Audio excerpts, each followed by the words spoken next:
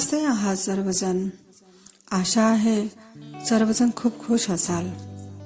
यावर्षी दिवस इतक्या गतीने पळत आहेत की सणांचे दिवसही वेगवान धावत आहेत. दसरा झाला, आता दीपावलीही आली आहे. दीपावली म्हणजे तेजोमय दिव्यांनी नटलेली, सजलेली, बहरलेली सांजेची लखलख चंदेरी रात्र आणि रंगीबेरंगी रांगोळ्यांनी सजलेली पहाट. हो ना, आपण मध्यमवर्गीय आहोत. एक वर्ग श्रीमंतांचा आणि एक वर्ग गरिबांचा. सर्व स्तरातील व्यक्ती एकंदरीत आयुष्यभर तडजोड करतच यशाचे शिखर गाठत असतात. मग ते गाठतच चालत राहणे, पळत राहणे हेच सर्वांचे ध्येय असते. त्यात आपल्या आयुष्यात सणवार हे अगदी जीवाभावाच्या गोष्टी. मग त्यात गणेश चतुर्थी असो की दसरा किंवा दिवाळी, आपलेही जेमतेम उत्पन्न असते. त्यात आपले आई वडील स्वतःसाठी काही खरेदी करणार नाहीत, पण आपल्या मुलांसाठी, त्यांच्या आई वडिलांसाठी काही ना काही तडजोड करून त्यांच्या चेहऱ्यावर आनंद मात्र नक्की आणतात. तसे पाहायला गेले तर श्रीमंतांची तर नेहमीचीच दिवाळी असते.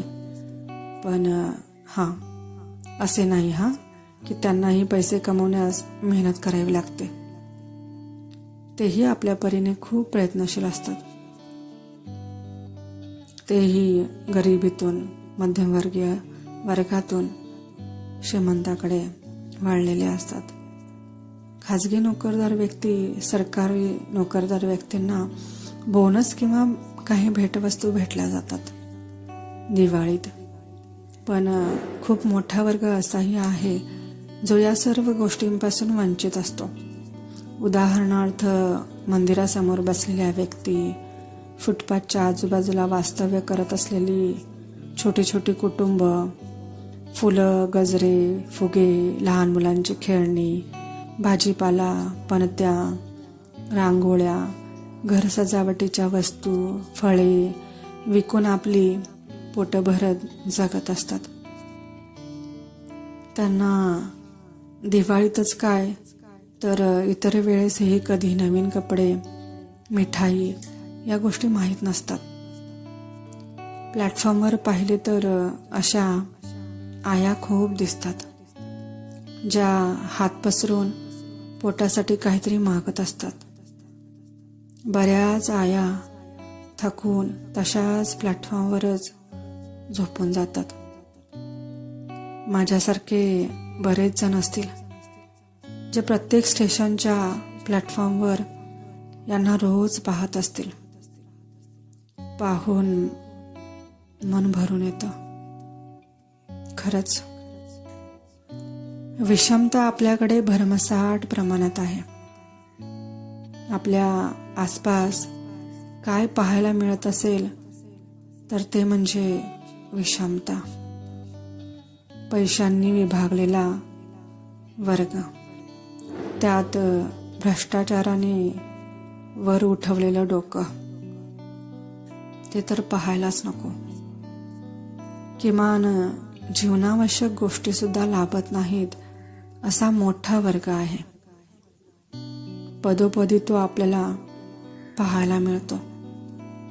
काही जण त्यातूनही प्रयत्न करून यशस्वी होतात, पण काहींचं आयुष्य जसेच्या तसेच राहून जाते.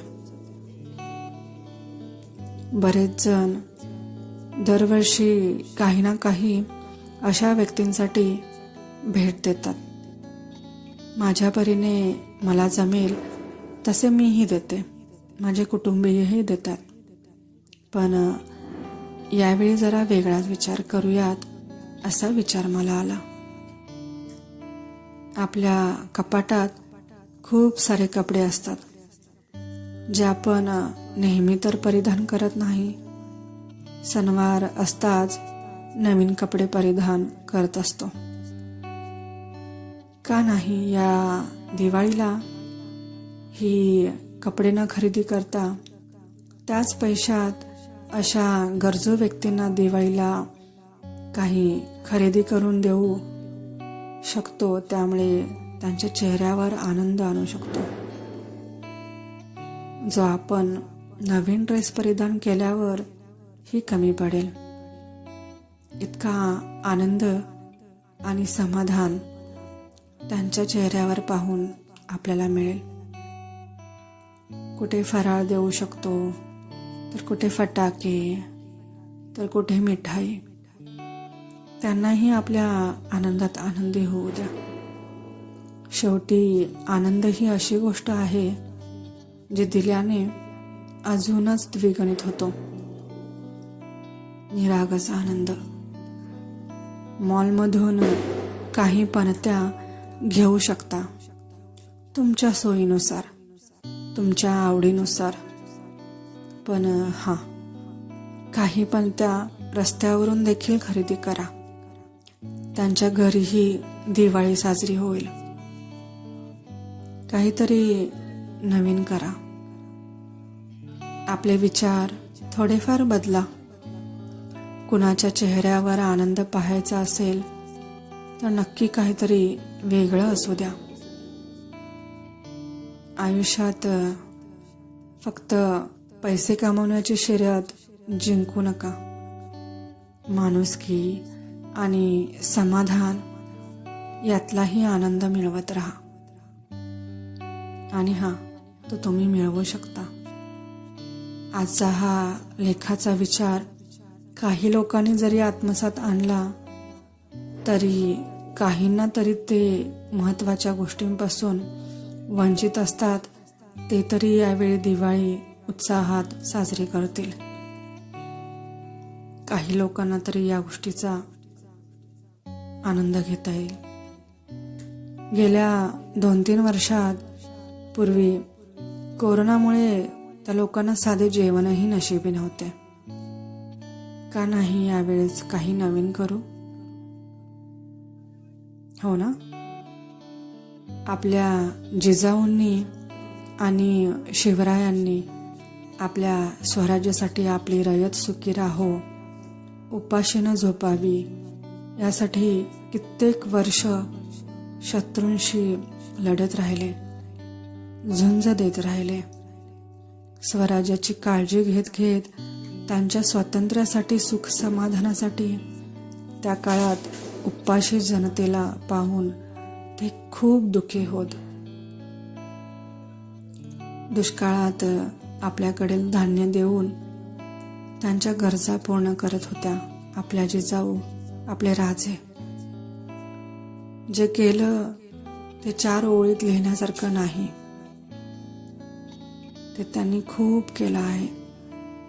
आताही आपण त्याच रयतेच्या उपाशी झोपणाऱ्या काही लोकांना अन्न पुरवून दिवाळी साजरी करण्यात थोडीशी मदत करू. काय म्हणताय मग? सहमत असाल तर नक्की करा. तुम्हाला ज्या पद्धतीने जमेल तसे करा. तुमच्या घरच्या व्यवहारातून थोडं जरी जमलं तरी काही हरकत नाही. काहीच हरकत नाही. शेवटी दिवाळी ही फक्त दिव्यांच्या प्रकाशाने उजळण्यासाठी नाही. लोकांच्या चेहऱ्यावर निरागस हास्य आणणे हेही खरंच हेच आनंद आहे.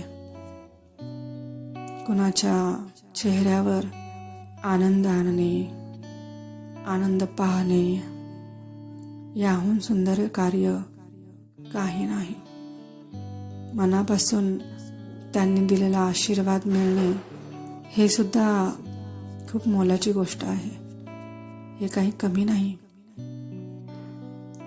तर माझ्याकडूनही दीपावलीच्या तुम्हा सर्वांना खूप खूप हार्दिक शुभेच्छा.